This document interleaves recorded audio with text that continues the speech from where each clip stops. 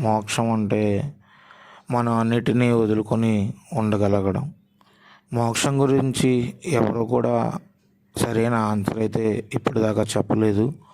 కానీ సద్గురు మాత్రం ఒక వీడియోలో చెప్పారు, మీరు కాఫీ తాగడం మానుకుని ఉండగలిగితే, ఒకవేళ మీకు అలవాటు ఉండి కాఫీ లేకపోతే మీరు ఉండలేరు అనే సిచ్యువేషన్లో ఉండి కాఫీ అనే అలవాటుని మీరు మానుకున్నారు అనుకో, ఒక రకంగా మీకు మోక్షం వచ్చినట్టే. మీ లైఫ్ చాలా ఆనందంగా ఉంటుంది. అవన్నీ లేకుండా మీరు ఉండగలరు.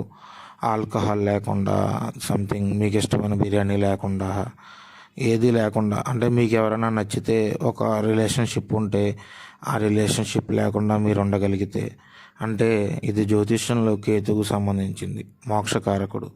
మీరు ఏదైతే లేకుండా మీరు ఉండలేరో మీరు జీవితాంతం సఫర్ అవుతూనే ఉంటారు.